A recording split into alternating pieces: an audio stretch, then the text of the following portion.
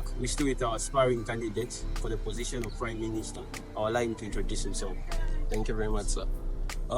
My name is Kingston Phiri. I'm a second year student pursuing a bachelor's degree in agribusiness management based on main campus. Here I'm going for the position of Prime Minister under the Super Government Party with the presidency of His Excellency Mr. Proverb Kelvin Kasongo Bodewa Wansi. Thank you for this opportunity. Thank you so much for joining us, Mr. Phiri. Yes, just to dive in, may you please elaborate or give us the highlights of your leadership roles and experience that you've had? Okay, for me, leadership started from a very long time. I feel like I've been a leader for most of my life, and I've been appointed to quite some positions. But maybe just to showcase a few. When I came to university in my first year, I was chosen to be class representative for Group C. Then from there, in my second semester, I was yet again chosen to be the class representative overall for Group D.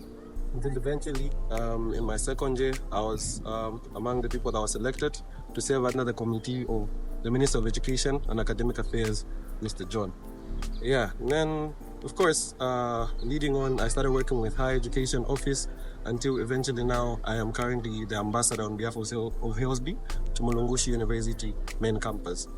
Much of like the same work that Muya Sidishevo does for you guys on this campus. We usually work hand in hand in order to ensure that everything is going smooth, especially for those students that are on loan.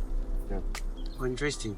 I heard you talk about being an ambassador for students on Hillsby. Sure. Can you just give us an overview of the things you do as an ambassador for those students? Okay, so basically what we do for the students on Hillsby is the normal routine that goes on. So we'll tell you things like after the payments, we do usually have a situation where sometimes you get to have issues to do with emissions, and then I'm the person who gets to handle all those things.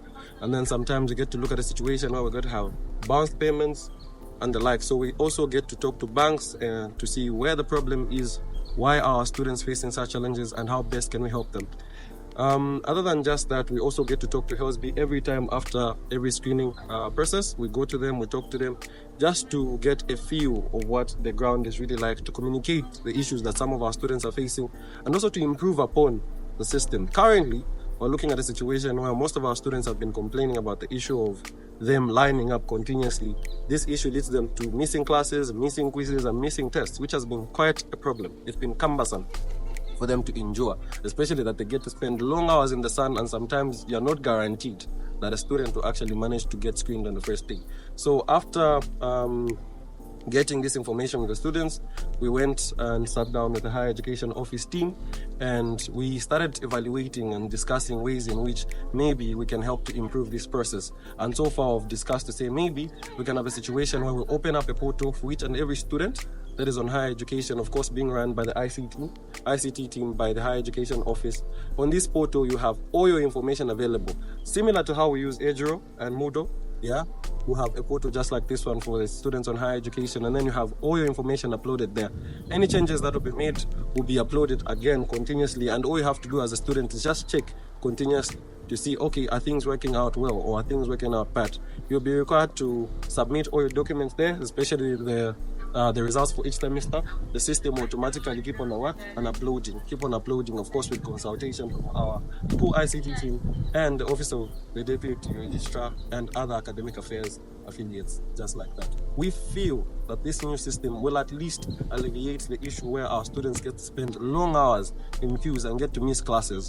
It's a better way where you just get to continue with your classes and engage with Hillsby right there on your portal. We are in the information age, and I feel it's about time we started to embrace the change that comes with new information and new technology. That's very interesting. So we'll take a short break and then we'll dive deep after the break.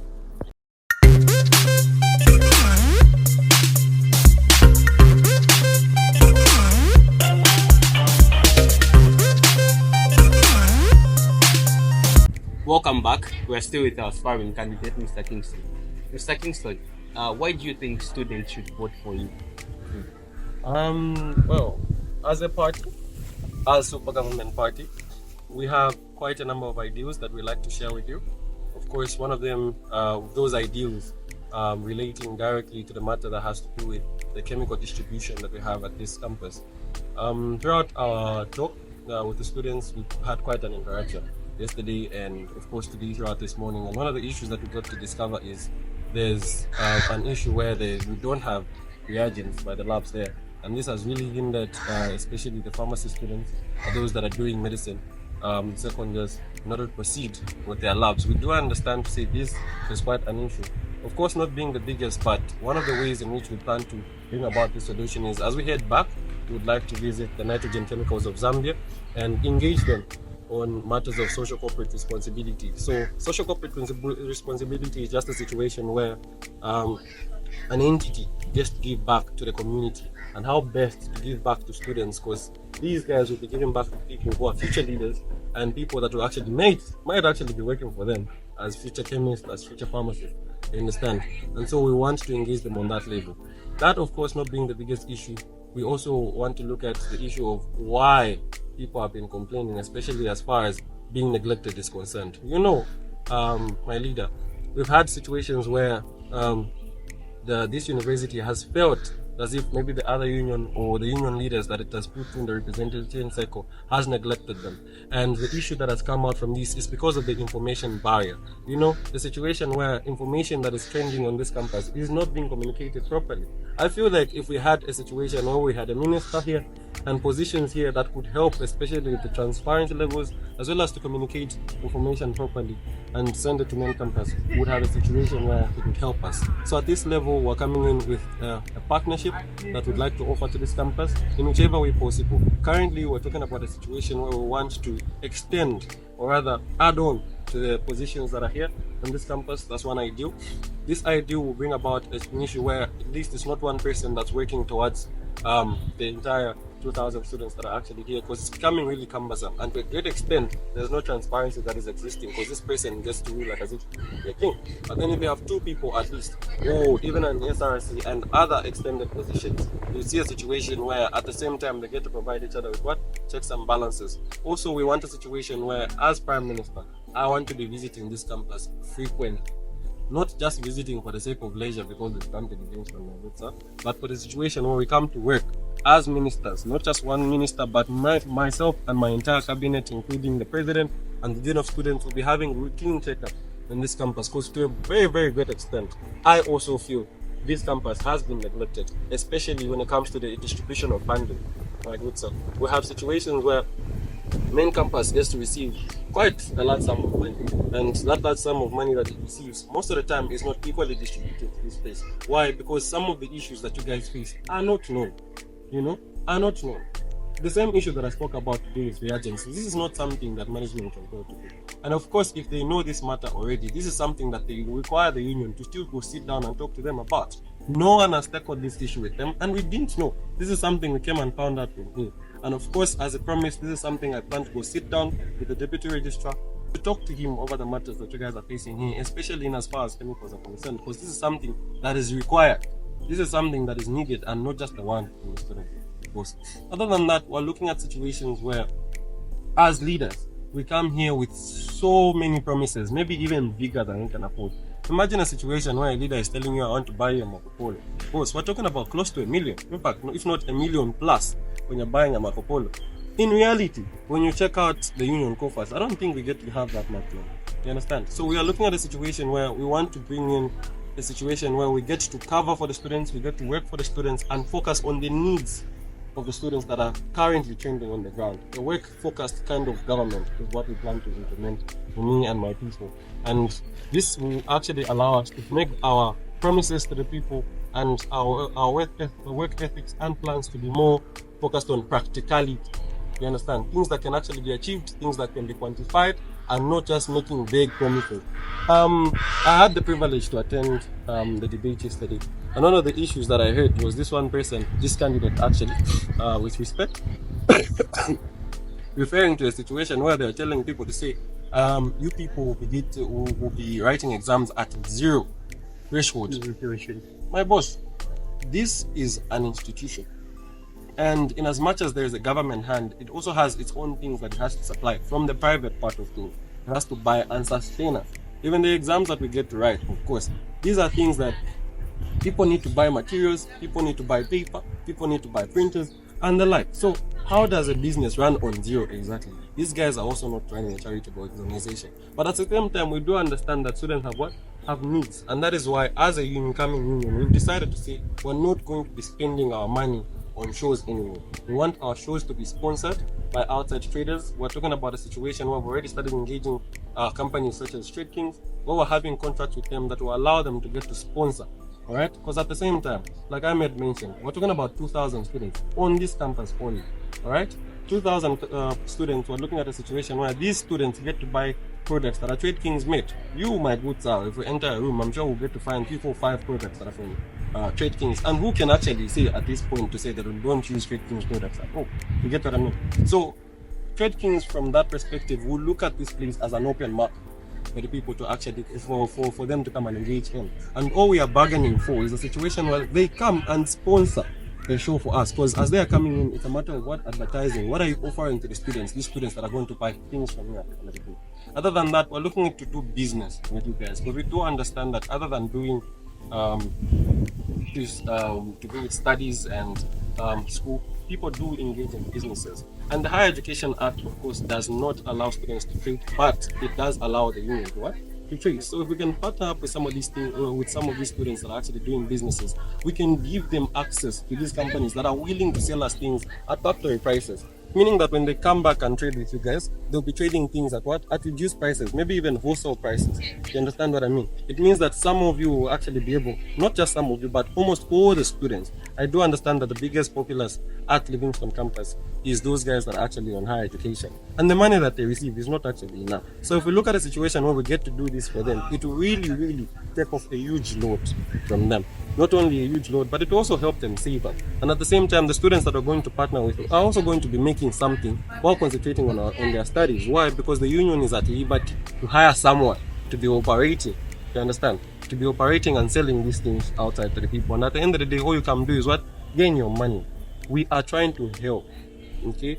We are trying to help not because we have the biggest hearts or anything, but it's because we've seen to say there's a problem that has been trending and we're looking to find a solution as an incoming government and as an aspiring minister. These are the few things I can say.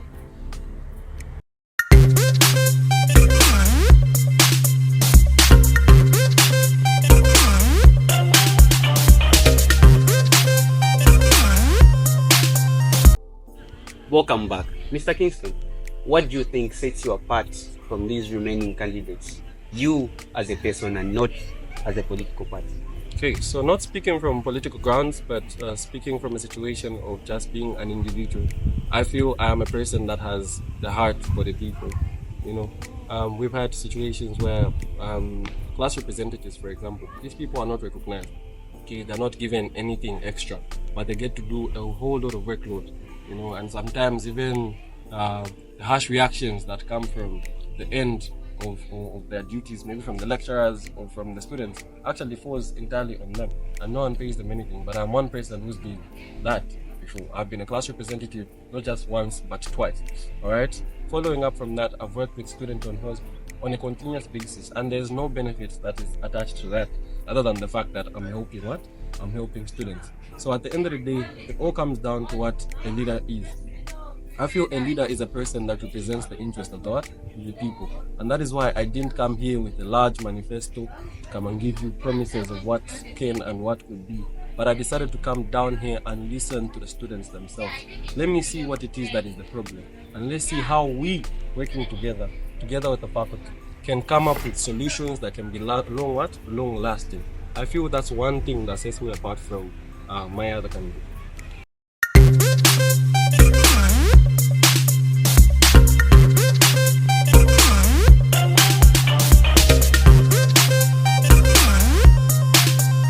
Welcome back. Let's dive into our last part of this section. Mr. Kingston, Yes. you and your president, Mr. Prophet, have taken a huge step and formed a new political party that is super governing. Can you tell us what your political party is all about? Okay. Yeah, that's a very interesting question, and really thank you very much for this opportunity once again. Wamulungushi, we are coming in with a new name, of course, which is the Super Government Party. All right. The reason as to why we decided to go for something new and not affiliate ourselves with the old parties or whatever it is that is already trending on the ground is because we have seen that a lot of these affiliates have already done something, right? Or a lot of these affiliates have already been working to a standard that has not been what? To the satisfaction of the students. We feel it's about time we brought in a new wave of leadership, a wave of leadership that is focused on the students, a wave of leadership that is focused on the work and not on the leaders themselves. And that is why even when you check through with the candidates that we've selected quite a good team. Okay, a team that is refined and set up for the purpose for which they are meant to serve. I'll give you an example. One of the candidates we have on our party is Faith Moyo, running for the position of health minister, right? Health and sanitation. So now, when you look at the issue of health and sanitation on our campus, it's been quite hectic, all right? And a lot of people have been going through a lot, and especially when it comes to how water is being handled. But when we came across Faith, this was a person that was already doing something about it. You understand? She was going to the waterworks, she was conducting research, she was doing quite a lot of things and already talking to stakeholders over the issues to do with water and how best we can improve this situation. So when we chose her, just like her, we've chosen the other members based on what? On merit, based on something that they've already been doing on the ground, based on something that a service that they've already been delivering. At the end of the day, you ask yourself a simple question. What is leadership? Leadership is simply taking up, responsibility of each and every voice that is on the ground that you're meant to represent and then amplifying it to the other side. It's not necessarily a matter of being chosen. It's not necessarily a matter of sitting on a particular chair with a particular amount of authority, but it's just a matter of caring enough for the people around you that you're willing to stand up from wherever it is that you're seated or wherever it is that you're sleeping to go and advocate on people's behalf. A leader is not someone chosen. I feel a leader is someone born, and at the end of the day, we've come up with a team that is ready and more than ready to showcase these facts that I've spoken about here today. Thank you.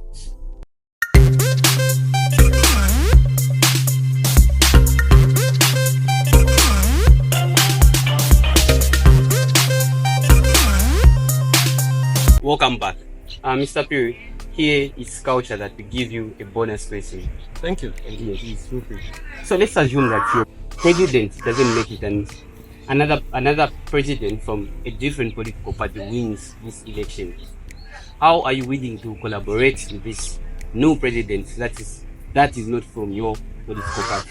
Okay. For me, it's more about the work focus. All right. And at the end of the day, it's not about the political party. All right. It's about the student. Okay. And what I'm willing to do for those people. The reason as to why political parties are formed in the first place is because you get to come up with the same ideas. You have people, as others would say, birds of the same feather. Okay. You flock together. And that is how come we came up with a political party and started working together. But there are situations where you find someone does not make it to die. That does not mean those ideals get to die. I've got my own plans and my own ideas on how I plan to help up the students, and especially for the position that I'm going for, it's not just students on main campus, it's also students that are at town campus, students that are also at Kingston campus. And all those things still have to be fulfilled, no matter what happens. And if the president that comes into power at that point is willing, I am more than willing to work with that person as well in order to ensure that these ideals and the needs of the students are actually fulfilled at the end of the day. Thank you very much. Mr. Kingsley, thank you for joining us. This was an amazing conversation we had. Thank you very much. Viewers, this was our last section, and this is our aspiring candidate for the position of Prime Minister, Mr. Kingston.